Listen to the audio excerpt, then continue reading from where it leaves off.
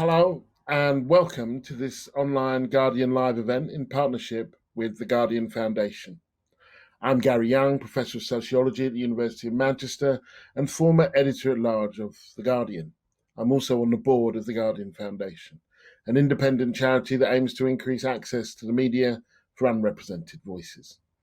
I'll be your chair for the next hour for what I hope will be a positive, constructive discussion looking at issues of diversity, access, and representation in the news media.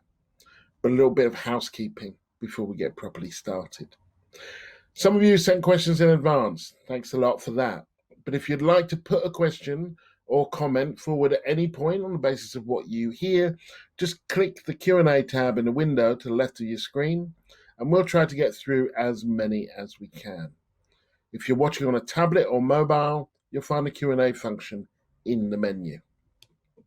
So, let's meet our speakers for this afternoon. First, Tanya Brannigan, a Guardian leader writer who previously spent 7 years as a Guardian's China correspondent. She was also a recipient of the Scott Trust bursary in 1997. More of that later. Secondly, Hibach Farah.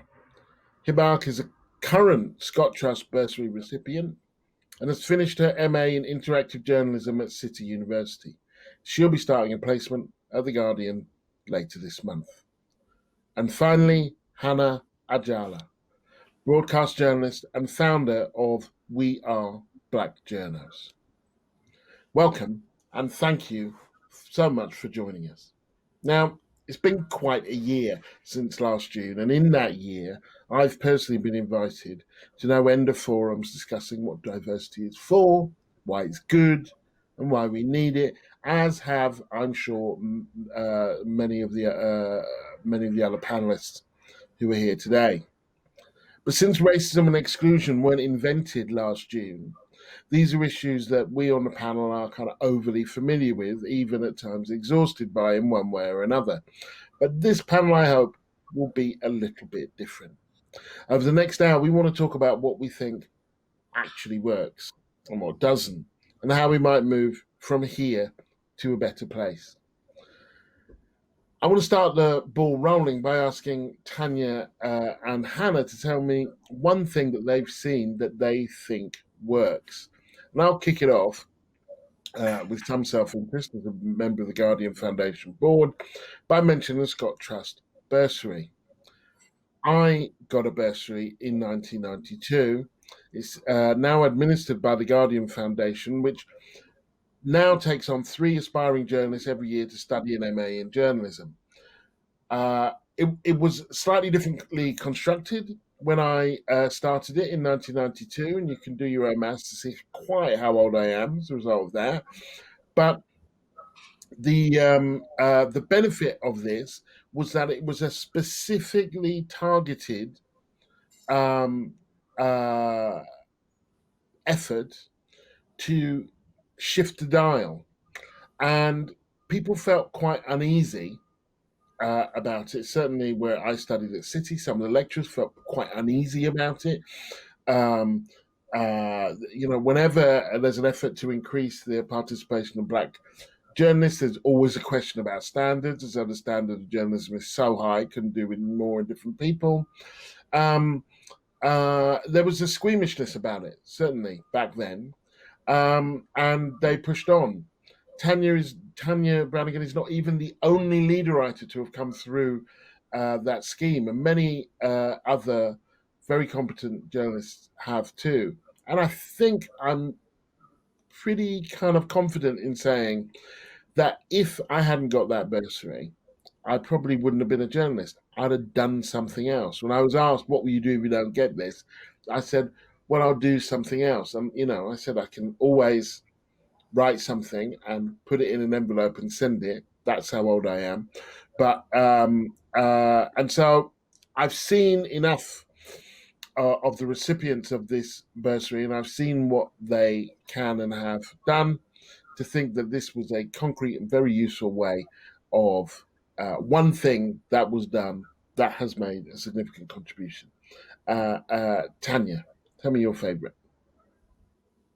Well, I'm tempted to say Gary Young, and not only to embarrass you, but when I joined The Guardian, there were a number of people, you, Randeep Ramesh, Joseph Harker's obviously done a huge amount, Vikram Dodd, who were inspiring in terms of the kind of coverage you were doing, but also were very supportive. And it just really made me very aware of how critical working together, having each other's backs, supporting each other, sometimes on a formal basis through things like mentoring schemes, but also on an informal basis, being there to offer advice as sounding boards, discussing issues that we think are important. I think that is really sort of critical. There's some quite interesting evidence, certainly looking at women, for example, on company boards, that when you get one or two people in, it doesn't make that much difference to a culture usually, but once you get to about a third in terms of representation, it starts to sort of transform the culture. So I think, there's strength in numbers, and I think even on a sort of a daily basis, amplifying each other's voices, backing each other up when making points. I can think of many conversations that I've had where I felt much more confident in those conversations, or I found it easier to have those conversations because there was another person of colour in the room, or there was somebody I could talk to beforehand about how to approach things. And so I think that's really sort of got to be at the heart of it. That's brilliant. Thank you, Tanner. That issue of kind of critical mass as opposed to tokenistic numbers, and the space for kind of self-organization. We talk a lot about how to get Black people in through the door, much more than how to keep them there, and how they might sustain themselves while they're in there.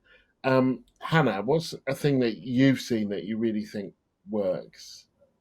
Yeah, I would say platforms. I'm sure there's so many. We've heard of Hot Shoes and Mama Youth, but from my personal experience, being a creative access alumni, completely different experience applying for a job at the BBC, a trainee job as a fresh graduate via the BBC website in comparison to Creative Access, who I'm so grateful that I found at that time. It wasn't necessarily just about catering for opportunities from those who are from a Black and minority ethnic group, but wanting to create a community through that, and checking how you're finding your internships as you start it, making friends who I'm still with, who I'm still friends with 7 years into working at the BBC since I started. I am honestly just so grateful for their existence, because I just do not think I would have gotten in that way. They have a really popular saying that I live by, and I'll probably mention 2 or 3 times during this, is that media can't reflect society if society isn't reflected in the media. So it's been so great to see how the numbers are growing. I remember in a space of less than a year, they'd already gotten 700 to 1,000 interns in jobs in media, PR, the theatre, etc. And most importantly, were paid. No, it was quite little, but for someone like me that just came out of university on 15K a year as a starter salary, I was just happy to have a foot in the door and to be able to be financially supported as well. And although once your internship or traineeship is up, whether that be 6 months or a year, you have that time to hone your skills, to build your contacts, and to move on to the next level. So I guess I'm a bit of a testament to being a part of that community, because 7 years later, I still work with the organization. And yeah, I'm just really grateful for everything that they stand for. And I don't see why it should just be charitable organizations that want to work towards that. I think that kind of attitude should also be reflected through, HR, through editors. Why shouldn't there be 1 in every 3 or 4 person in your editorial team that is non-white? I think a lot of news organizations can learn a lot about what these charities are doing to increase diversity and inclusion. And there's proof of that. Thank you, Hannah. And that question of charity payment, because it does in a way speak to in a way, the thing that Tanya valued was a human connection for which there was no money, there was no, it was people kind of having each other's backs, which is very important. But there is a certain point, isn't there, at which diversifying demands resources, which is kind of quite often where the rubber hits the road in terms of the defined statements and the actual action. Now, Hibach, it wouldn't be fair to ask you what you've seen in the industry that has worked, although maybe you have seen things that have worked because you're only just starting out. But I am interested to know from your vantage point, what would you like to see? If there was one thing that you could see that you think would work, what would that be?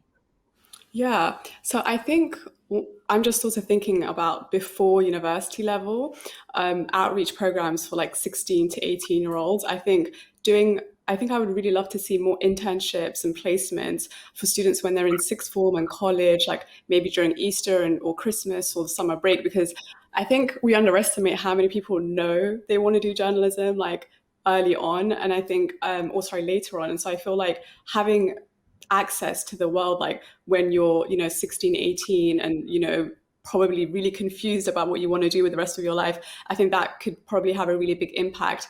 And I think it would also it would allow like students to have access to mentorships, and I think that has really changed things for me, like having all these mentors. And I always think like if I had that sixth form, I probably would have done journalism at university and not have done literature. So I think that having that kind of like outreach work is probably a lot more a lot more helpful at an earlier stage, I'd say.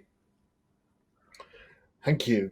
I want to come back to something to you, Hannah, and something that you said there about, and I think you just said it incidentally, but it's worth, I think, teasing out, which is targets. Some people talk about, some people like to dismiss targets by talking about quotas, but you said, why shouldn't there be one in every three or four in an editorial team that is non-white? And there is an argument that if you make diversity a central part of your business plan, if you make it, and that you look at the managers that you have and you say, well, you're failing in this area, and this area is no less important than some other area that might be more material, might be earning more money, but that this you need to do, and you'll be punished if you don't do it.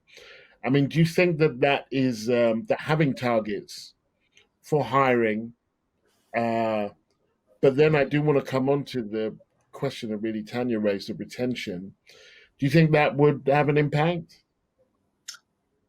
Uh, I guess it really depends on how it plays out. I mean, definitely not in the sense of, okay, if your editorial team isn't diverse enough, then, you'll get in trouble and etc. But I think it all starts with a bit of training. And I'm not saying in the sense of putting it together how unconscious bias training would look like, but having regular conversations just so that person who's already in a place of privilege and probably not much understanding can then begin to learn the importance of why having that representation in your teams are important. How nice would it be knowing that if there's a story, like let's say it's a big story and it's, I don't know, about an Asian community or etc., and you have to climb up to 3 floors in your building to find someone that is of an Asian background and can shed light on that. I think it's just really understanding that the news is unpredictable. Every single day you're going to get a different story. So how good and representative would it be to know that there is already someone on your team with a bit of awareness or a bit of involvement in that particular area? So I think it would definitely start with that conversation of just asking them, like, do you actually get what it is? Like, let's just go to the basics.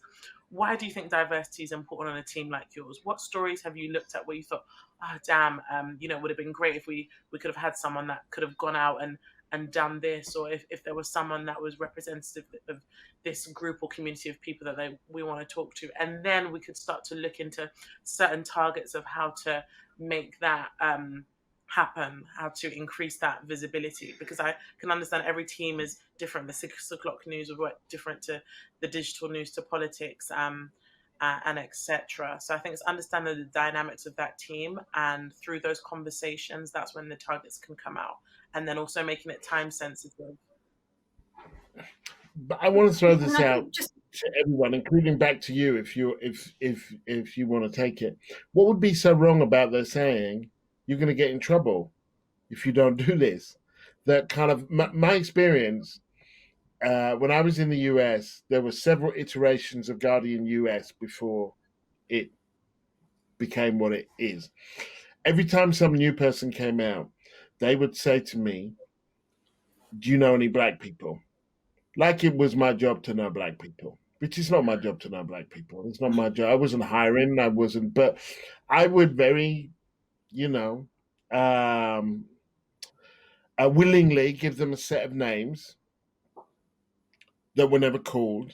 And then the next person would come out maybe 2 years later when I had a different idea, and they would say, "Do you know any black people?" And I'd give them the same set of names, and that we are overwhelmed by good intentions, are we not? There's no one, even I would imagine in the Telegraph newsroom, that's going to say that they're against diversity, and yet, I wonder, unless there is some unless it's understood to be part of your job, not just part of something that might be quite nice, then they somehow never quite get round to it. Anyway, I'm throwing it out. Whoever wants to take that, I'll start with you, Hannah, just in case. Yeah, I mean that is very frustrating, isn't it? And I don't blame you for giving out the same list of names. Again, I guess it just goes back to the ones that are stubborn should probably, have more of a sterner word. So I think because it's been decades and decades of sort of seeing the same thing, like you can already imagine what a Radio 4 editorial team would kind of look like. So I think the areas and departments, I'm not necessarily singling out Radio 4, but the areas and departments that have been seeing the same sort of cycle repeats itself should have more harsher words given to them, right? Because it just gets to the point where it becomes Groundhog Day, and we're talking and pushing forward these initiatives for no reason. So I think that the ones that you can't see any improvements should be the ones given a sterner word. Again, what really sort of strikes me is how frustrating it is that we're still sort of having these conversations, that we need to have these conversations, that people still aren't grasping the value of diversity, the point that Hannah was making earlier about what these journalists are bringing to organisations. And if you have a newsroom, if you have not only reporters but also critically editors who aren't reflective of the population, you are failing. You're missing stories, you're missing perspectives. It's not about some sort of abstract ideological commitment to justice, or even worse still, some sort of charitable gesture. It's about your own interests as a news organisation. You should be doing this. You need to be doing this. And I think even on a sort of business or commercial basis, it's astonishing that we haven't seen more improvements. I was struck this morning, KPMG has just set a target of a third of their partners and directors, I think, to be working class. And their argument was, this is not a sort of a moral commitment. This is a business commitment. We're going to be a better business if we do that. They're not really in the business of making kind of grand theoretical commitments. They're interested in the bottom line. And it sort of really seems to me quite shocking that news organisations are still having to be reminded of this and pursued and chastened over this. Who are the next? Who are the readers of the future? I mean, it's a very good question, and a very good point. That kind of, my experience has been that so long as one relies on good intentions, then that's what you get. Is good intentions. But there is also that interesting thing coming back to the notion that both Tanya and Hannah raised of the kind of work you do. That this is about the kind of work you do, and I wanted to ask Hibach here because I recall when I started my career, the first column that I wrote was spiked, and it was spiked because it wasn't about race, and that I was constantly being told either don't write about race, you'll get pigeonholed, or you have to write about race. And if something kicked off that involved black people, then suddenly sometimes it was my job to know black people, and to, I studied French and Russian. I wanted to be the Moscow correspondent. I was interested in race, but it wasn't the only thing I was interested in. And sometimes I was doing something else. And it'd be like, yeah, you need to come over here and share some of your melanin with us. And so I'm just wondering about if that's still the case in your, in the experience that you have. Mm-hmm. Yeah, absolutely. I think there probably isn't, much of a change with that. I think starting off, it's actually one of the first things that I was really anxious or nervous about was, what are the expectations that people have of me as, a Muslim journalist, a black woman, in journalism? What is it that, they expect of me? What do they want me to write about so I can excel? And so I think there definitely is that sort of worry that your voice is only valuable when you're, I don't know, maybe explaining your mysterious religion to an audience, or maybe you're, recounting a very unique, like, black experience. And so I think it's interesting. I think for me, it's been like, if I start to write about race or my identity, then that's the only thing that people will ever associate with me. And then if I want to write about fashion or TikTok, whatever it might be, like, it won't go well, like people won't take me seriously. So I think there is this big fear that as a black journalist, you don't have that luxury to kind of just try things out and rebrand, or like you said, wanting to be the Moscow reporter, like that's not a thing. Like you should just, you're lucky you're here, so maybe just kind of like fit the role sort of thing. So I think it's definitely a massive tension.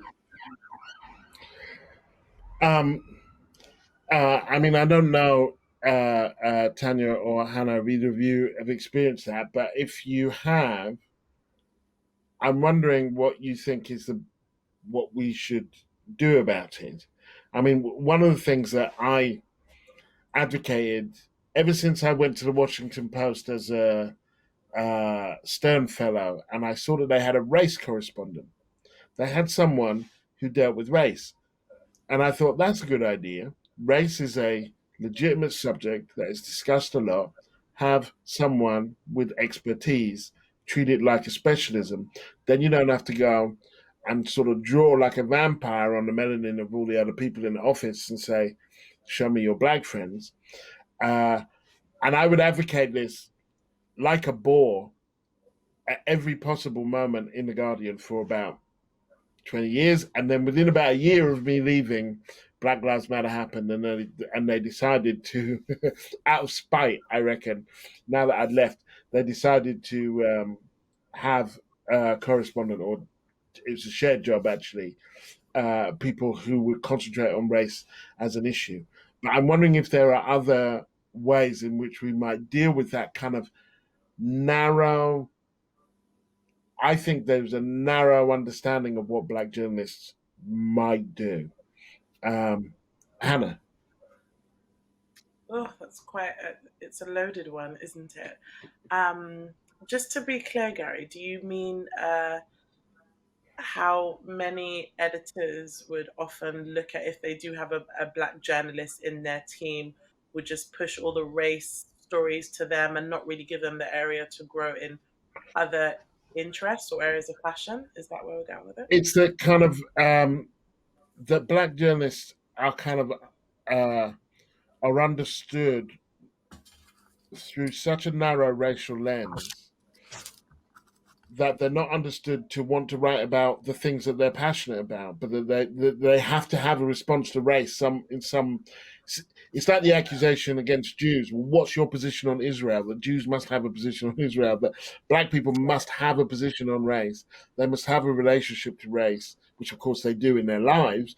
But that so either they want you to write about it all the time, or not to write about it at all, but not to just be yourself. Maybe write about it every now and then. Maybe kind of you're Yeah. interested in football or whatever. But there is a weighted expectation of what a black journalist might do that Hibach was kind of referring to. That explain for to be the griot, to Yeah. to that your job is to kind of be a portal into the black world somehow, or to have Yeah. nothing to do with it whatsoever. Yeah, which is, yeah, okay, thank you. The reason why that's quite tough, and sometimes I just try to put myself in the shoes of a non-black person, which is obviously extremely hard. Because I do hear this a lot about many journalists within our network. Uh, I have some black friends who've never listened to UK grime, like ever. It's just not their thing. They really like pop music and etc. And it's been the same repetitive thing where any sort of like musical item, the editor has just sort of put them in that position. So it's two things. It's already feeling awkward because you're already facing microaggressions with your team, whether it's fascination about your hair or your surname, and or just these lists of so many other things. And then it's the assumption and almost being clouded by so many of the other things that you associate with this person that you don't actually know who they are. It really doesn't take that long for a good editor, shall I say, to have a better understanding of that journalist's interests. They are a journalist first and foremost, and that's what they should only be judged by. I understand if maybe you're in the case of there's a story that taps into a particular diaspora, rather than assuming that this person may be a big Drake fan, a really popular Canadian musician. Ask them a little bit about their musical background. Wow, this story is a really big trending story. We think we're going to run it. Do you have any ideas of who would be good? Any DJs or any music journalists or a freelancer or someone? Don't necessarily assume. I think use that person to your advantage, that they may tap into or be connected with it, but don't make them the spokesperson for it. And Mm. there will be quite a few people in your team that have this. So let's say there's a team of 6 and you're the only black person. There will be some that will literally look at you and assume, okay, we've got a black person, so therefore they're the spokesperson. Thankfully, in my case, I've always had at least one person that actually has a good understanding of the stories that Hannah goes for, the background that Hannah comes from, and the understanding of how she sort of sees the world. So usually it's been the case where that one person is kind of in my corner to understand more about my interests. So, for example, I've spent a lot of the past 2 years working in African news, specifically because I'm really passionate about challenging stereotypes about the continent. I don't, and I will never pitch stories about famine, war, rape, corruption. I will pitch stories about art, music, fashion, female empowerment, just anything that an audience can walk away with a different kind of takeaway than the usual destructive headlines that we see of the continent. And thankfully, there's someone in my team who is non-black, and he understands that, and he's quite senior, so he has a little bit of an understanding with my background. But not all non-white journalists are in my position where they have that one person. So I guess I count myself a bit fortunate in that sense. The only bit of encouragement that I would give is, when it comes to people realizing that you've got one person in your team who is the only one, try and take a bit of extra effort to actually have a better understanding of them. If someone appears as a Muslim, that may not mean that all of the stories that they want to report on is about, hijabi fashion. Some may not even really be bothered about that. It's a normality to them. Why does it have to be something that they're passionate about? or about women being oppressed and etc. I was really into this story about in Saudi, because literally just in 2018, women were allowed to drive their cars again. And literally, so many people kept on coming up to my, uh, where is she from? She's from UAE. They kept on coming up to her and asking her so many questions about it. And she kept on pointing to me and said, Hannah's well versed on it. Just go to Hannah. Stop coming to me. So we need to drop those assumptions, and definitely allocate one person. I genuinely think it should be the editor, because the editor is the person that knows when their staff members are working each day. So you're building rapport with them. The least you can do is at least gain a bit of interest, of what they're interested in as a journalist, so that they don't feel pigeonholed. Tanya, do you have anything to add? You might not. I think it's really as simple as just asking to be seen as journalists first and foremost, with that understanding of where we're coming from and without assumptions. One of the things that was quite striking coming out of the horrific Atlanta spa shootings that we saw in the US was that Asian American journalists were reporting, for example, despite having the language skills and saying they wanted to go, they were being told in some cases, well, you're too close to the story, effectively, that they were somehow going to be biased. And so this focus on identity in its crudest sense, the sort of the markers we might be born with, rather than who we are as people, what our interests are, what our what our focus is, what our areas of authority are, I think has been incredibly damaging. One thing in particular I've sort of noticed, and I think this applies to young women a lot, and then particularly people of colour and young women of colour, is this desire from them to write these very personal pieces about themselves and their life experience and all of this. Now, that's a perfectly fine and legitimate area for people to write in, and people have done brilliant work in that regards. And I think for a lot of women and people of colour, our understanding of how the personal is political is, it's a really important area to interrogate. But I'm worried that people are sort of pushed towards effectively sort of forms of memoir, and in the worst cases, to kind of mining their own trauma for, sort of moving first person pieces, and they're often not being encouraged to develop perhaps their reporting skills, or to use their reporting skills where they've already established them. I'm somebody who's never been interested in writing personal or first person pieces. I want to report, I want to go out and do the news, and I think it's disappointing that a lot of the opportunities people are being offered seem to be in that mold. And I think in some cases, at least, that people may end up taking those opportunities not because that's what they want to do, but because they feel that's sort of become the only place for them. That's all they're being encouraged to do. I mean, and some of this comes to, I think, another kind of important way to understand what we need for this to work, which is that kind of, certainly at the beginning, what newspapers and TV actually, what they wanted was front of house staff.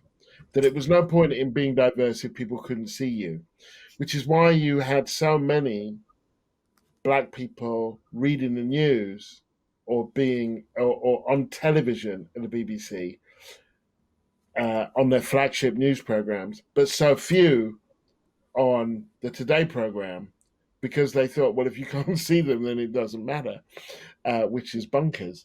But that it speaks to the need to not just have the front of house staff, the columnist, the newsreader or so on, but the editor, the photographer, the sub-editor, that being diverse isn't actually the same thing as looking diverse. Not that both of those things aren't important, but they're not the same thing. And that, in television, the people who do the scheduling, or the people who decide who's going to do a story or how that story is going to be, often have a lot more power than the person whose picture may be on, who may be on the maybe on the piece itself. Um, uh, Now, I have a uh, uh, few questions. Before I go to them, I don't know if any of you have. I mean, so my point there is that kind of it's equal opportunities we want, and not photo opportunities, and therefore we need a more um, holistic approach to the kind of hiring and so on that includes people who aren't seen but who actually have an awful lot of power. Uh, People are much more familiar with Marina Hyde than they are with Catherine Viner. But Catherine Viner is the editor in chief of The Guardian. She gets to decide whether Marina Hyde writes or doesn't write. I mean, that was a bit of a monologue, so I don't know if either, although it riffs off what you were both saying. But I don't know if either of you want to come back on that. Any of you want to come back on that before I go to take some questions? Yeah, I did want to just quickly jump in there with, oh, sorry, do you want to go ahead, Tanya? No, please go ahead. Yeah, I just wanted to say, like, what you mentioned about a lot of journalists of color kind of writing these like personal pieces. I think a really, since we want this to be action focused, I think a good way around that is just asking. And I wrote an article a few months ago about my name and like how to say it correctly. And after the article was done, the journalist that I was working with was like, "Hey, I noticed this is quite a personal experience. Like, are you sure you want this out? How would you feel about that? And I don't want you to feel pressured," and gave me like 2 days to kind of think about it. And I was really impressed by that. Like, I felt like, wow, okay, it's true, it's a pretty personal thing. And so I think a lot of times, like, people are so uncomfortable with just asking or just trying to accommodate. And I think, like, as once you have the conversation, I think it's a little less awkward for everyone. So yeah, I just definitely wanted to flag that up. I notice a lot of people shy away from these things, or they sort of assume, and it's just like, just ask, just say, hey, are you comfortable with this? Is this okay with you? What do you think? And yeah, I just wanted to sort of flag that up. Sometimes, Hibach, they even insist. I was made to write an article about not being able to get a cab, even though I'd done that article already, maybe about 5 years earlier, and even though I Mm-hmm. said I didn't want to do it, I was actually made to do it. This is a little while back. I mean, there was words were had, and and then I did it. But it would have needed a critical mass. It would have needed a critical mass of people and an understanding that didn't exist in order for me to prevail, actually, as opposed to just to be completely insubordinate. Um, but yeah, not so long ago, and probably still in many places. Um, um, it's not just that they ask whether you want to do it; they don't actually care if you don't want to. They actually care if you don't want to do it. Um, Tanya. I mean, I think in a way that sort of goes back to the point you were making about photo opportunities versus real opportunities, and the fact that diversity has to be about cultural change. I mean, that's the point of diversity. I don't think the point of diversity is that you have a lot of people with, you know, uh, different photo bylines and different names within an organization. I think the point of diversity is you change the culture. You think about the stories you're covering. You think about how you approach them. You think about who you're talking to for those stories. You think about the photographs you use, the way you use them, all of these things. And that, of course, is the difficult bit. It's much easier to hire a load of people. It's actually not that hard. And I think there's always this sort of focus on the pipeline and getting people into the industry. And that does matter. Initiatives like the Scotch Trust Bursary have been hugely useful. But why is it that people leave? Well, it's partly about how they're valued and whether they're listened to and whether they feel there's any point in them being there ultimately. So it is about having people who make it to sort of editorial level. It is about having producers who are able to sway coverage is, and about people being willing to listen. And, you know, for all of us, that will sometimes mean confronting our own preconceptions about what a story is or who should be telling it and how. But those are the things that count, because otherwise I sort of feel we might as well not bother with diversity. Not really that important in a sense. Yeah, I mean, I agree. I did an interview with Angela Davis, the black activist and academic, and she talked about a model of diversity as being the difference that brings no difference and the change that brings no change. You know, where you look different and you act the same. And I think the diversity we were talking about is a thing that looks different so that you can act differently. Please, those of you who are out there, please send your questions in through the Q&A function. I have a question from Sarah, and it's a question for you, Hibach. And it says, has there been a moment in your time so far in which you've noted where your presence alone has really felt needed in the office? For example, if you've corrected someone's misunderstanding of a topic you know more about due to your background. That's a pretty good question. I think, yeah, definitely. I think across, not just at the Guardian, but like other internships and things that I've done, I've had, that experience where, maybe I've overheard an editor like talking about, what the best way is to, interview someone or to kind of get a story. And, I kind of flag up like, oh, I think that might not be a good idea to ask them this. I think for me, especially after the protest last summer, I think that was a really interesting time to enter journalism, because you were seeing a lot of white editors and white reporters like suddenly having to talk about race, and actually like confront it. And so I think especially during last summer, I found that I was always in that position. But one thing that I kind of worry about is I also don't always want to be that person that's like, trying to fix all the issues and, being the person that's like correcting everyone. So it's sort of it's a bit of a slippery slope. Like I do want to be there to help, especially if I notice that, I understand the situation better. But I also like, I don't want to be like a mini HR in the room that's like, oh, actually, as the Black person here or as the Muslim person here, here's why that could be borderline awkward, So I've had a few of those moments, but I always try to sort of, think about in my head, okay, how productive is it me stepping in and trying to, I hope that answers the question. Yeah, it's very good. I mean, don't feel obliged, but Hannah or Tanya, have there been cases, I certainly have in my time, where you feel things would have been different were you not there?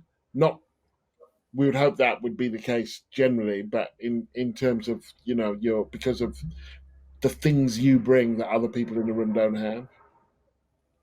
Yeah, plenty of times. One that just randomly comes to mind is this is probably within the first year of me starting at the Beeb, and my country of origin, or my parents' home, Nigeria, just had a new president. And I remember leaving like a morning briefing meeting, and as we're walking out, the editor says, "Yeah, find a really good speaker, but make sure that they don't have a thick Nigerian accent."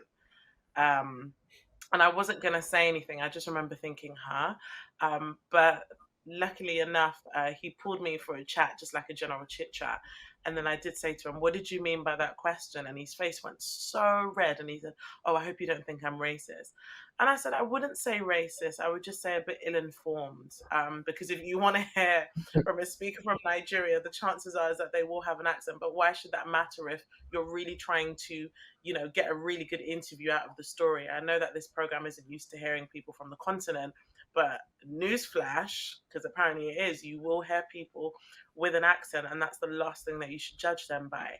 And even since then, we have a good relationship. And I love the fact that he always now asks for my area of expertise when it comes to any African stories on his program. So had I not been there, God knows who they would have put on. But yeah. Sorry,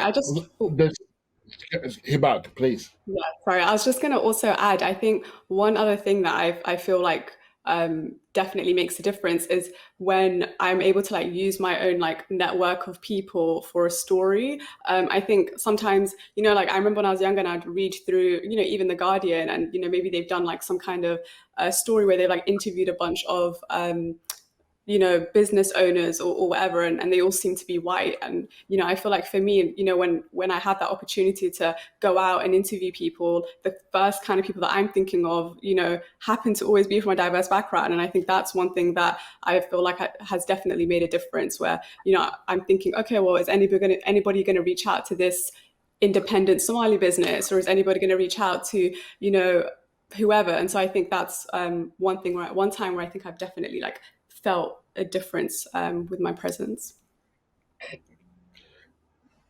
I actually want to kind of come back to part of that experience you just said there, Hannah, because I'm glad that it worked out okay with that boss, but that response, "Oh my God, I hope you don't think I'm racist," which then shifts all the responsibility on you as a junior, someone junior to him, to, let's say you did. I mean, it would take some Yeah. gumption to say, well, yeah, actually, I do. And there is something about, and I don't think this is just interpersonal, but how, and if we're talking about solutions, that news organizations need some means of navigating, arbitrating, resolving those moments so it doesn't fall to you to educate a room, to educate an individual, to challenge your boss. Because, like I say, I'm glad it worked out, but actually, that response is also unacceptable, like to me. Um, and we have to work on the basis that everybody can be better, and some people don't know, and that's fine. But then it would seem to me that the burden of shifting it on should not rest with the people with the least power in the office, and which would be the kind of the non-white people. We have a question from Imana. It kind of relates to this actually. How do we work on retaining diverse staff? I feel that there are some great initiatives to get staff in at junior levels, but some organizations aren't great at moving them through to senior levels. Now, we discussed some of this a little bit. Tanya talking about the support network that exists at the Guardian and could exist elsewhere. Hannah talking about your support network, which was kind of both in and outside the organization that you were working in. It was a kind of independent platform. I've seen, Hannah, you write about pay as a kind of as an issue. I just wonder if there's one or two things that either of you might throw out that look at kind of what one might do to retain more non-white staff. I think the culture of an organization is vital. That uh, if you see a non-white person being treated badly and you think it's because of their race, that's going to shape how long you're going to stay somewhere. Because you think, well, there for the grace of God go I, or this place isn't for me, or whatever. So I will contribute that one, the kind of the general culture. But there are other things that you think, any of you think, would be key in retention. Tanya? I mean, I think, as I said, the culture has to be genuinely willing to change. It has to be willing to feel uncomfortable. Bosses need to ask themselves, what is it that I value in reporters or writers? Am I valuing the right things? Am I recognizing talent? Am I rewarding talent? am I willing to be challenged? And part of that, I think, is sort of, as you say, about a response which is willing to say, I think I'm wrong on this, or I made a mistake, or I shouldn't have said that, rather than going into this sort of defensive crouch of saying, oh my God, do you think I'm racist? It's got to be about a sort of an openness, a willingness to be wrong and to recognise, the ways in which sort of we're all failing. I think that's got to be at the heart of it. It can't all be on the journalists of colour. And I started out by saying how important it is to work together, to amplify each other, to back each other up. And sometimes to organise explicitly, very deliberately and formally. But I think a lot of it has to come down to the people who are in management, and overwhelmingly, those are not people of colour still across the industry. Hannah, is there anything you'd like to add?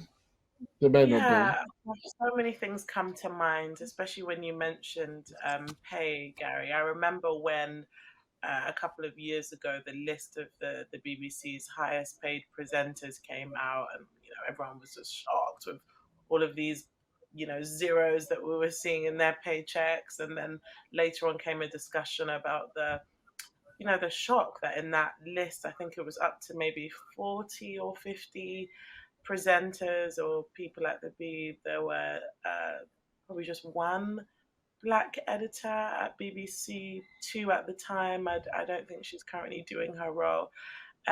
So that definitely puts that, in motion, the fact that, all of these people are very well paid, obviously very senior, but yet there's a decline in diversity. So what are the odds of someone wanting to be promoted anyway, if that's the kind of representation that we're seeing? Another thing that is also quite upsetting is, dear colleagues of mine who have been in the industry for decades, on programs that they absolutely love, seeing someone, a white person coming in, being very good friends with the boss, and literally just going past them and going all the way up. So that, is definitely something to be looked into. If you see a member of your staff, one who's particularly from Black minority ethnic group, ask them about, their future plans. Like, would you actually like to, what's the next step for you? Are you interested in being an editor? Or how can I support you to ensure that you get those promotions? Because there's a massive decline in that. Like, I would struggle so hard to find or think of 3 to 5 Black editors at the BBC who are not working for the World Service, where I work, or who are not working at BBC Africa. I would struggle so hard, and that is an absolute concern. I think, areas of promotion and how to get out there definitely needs to be tapped into, because I'm very certain many of these journalists that I've seen working on these programs for years and years would benefit with all of those years of experience to be in a higher position, and of course to be paid higher with that promotion. I mean, there is. I mean, I think that much of this, and I'm going to kind of because this dovetails quite well onto a question from Charles, who asks. I'm just going to read a part of the email. Given how long this issue's been on the hamster wheel, what are the barriers to Black and brown people getting leadership roles, and what are the panel's views on how to overcome them?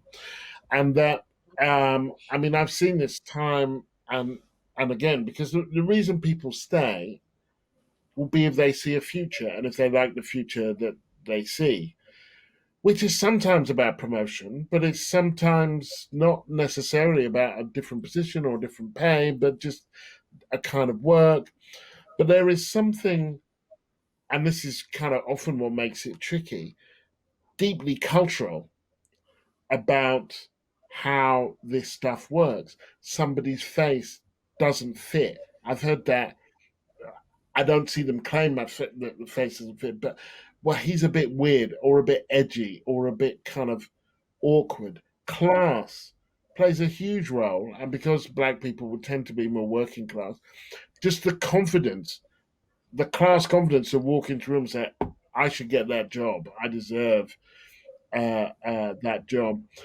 The degree to which jobs used to be sort of doled out kind of in the pub after work. So if you had childcare responsibilities, if you were Muslim and you weren't drinking, that you actually weren't at some of the most important meetings that didn't take place in the office at all, which speaks to a very kind of actually I think a sort of a broad thing that needs to happen, which is transparency. That the more transparency you have, the more that jobs are advertised, the more that the process is clear, then the more likely it is that I think that you will have a diverse workforce. I remember interviewing Jesse Jackson and him saying the reason we do well at sports is because the pitch is flat and the rules are known. But if we start having to play uphill and people keep changing the rules, well, then of course we kind of can't compete. I want to, because we're coming to the end, I just want to go around to all of you and just ask if there's, we've talked about things that we've seen that work. If there was one thing that they could do that could be done in a newsroom tomorrow that you think would help diversify the newsroom, if there was, one policy or um, edict. I mean, these are not democracies, so they can do what they want. Um, uh, so I'll start the ball rolling. Give you a little time to think by saying that I think they should set targets.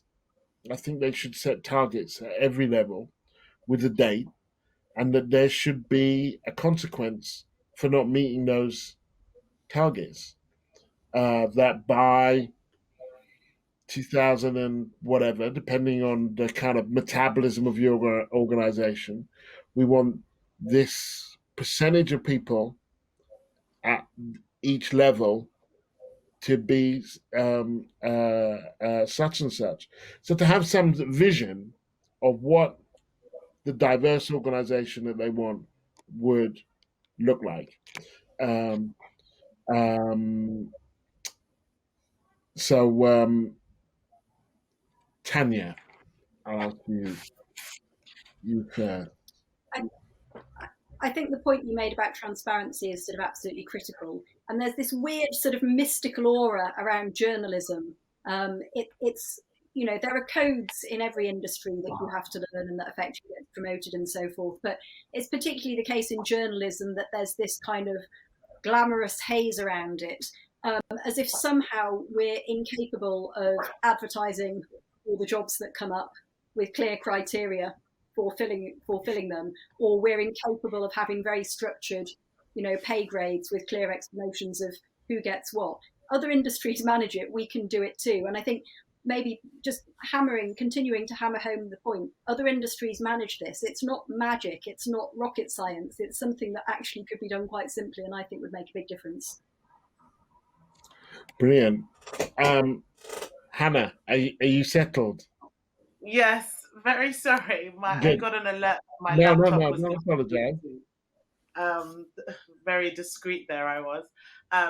So I randomly thought of this. So because you, Gary, said tomorrow, a majority of these editors are on Twitter. Putting out a tweet, so let's say tonight for tomorrow, I would absolutely love to invite 10 aspiring journos that happen to be from a Black and minority ethnic group or journos into my newsroom to talk with me and to learn more about the organization that I work at, that they would like to work at one day. Literally take that person under their wing, it be a complete open and safe space to have those discussions. Because immediately the first thing I think about is just visibility. If I want to see more people like you in this space, then I want to meet you and I want you to have an understanding of my dynamic. Let me know what you think, and I think with those conversations comes advice for that potential editor, or that editor to become a potential ally. Like, how can I, invite more people like you into my space? How can I break the cycle of the things that I'm seeing again and again? Because I just don't know what else will work other than increasing that visibility. That's one thing We Are Black Journos is really big on. We have physical networking events. We pair mentees to a bunch of mentors. A majority of them are from a white background, but just really want to support and practice allyship in any way that they can. It's almost as though allyship is the only thing left now. We need people to really put their word to it and go the extra mile to show that they want more reflective and diverse newsrooms. Thank you. Wonderful. And Hibach, finally. Yeah, I think that was a really good one, Hannah.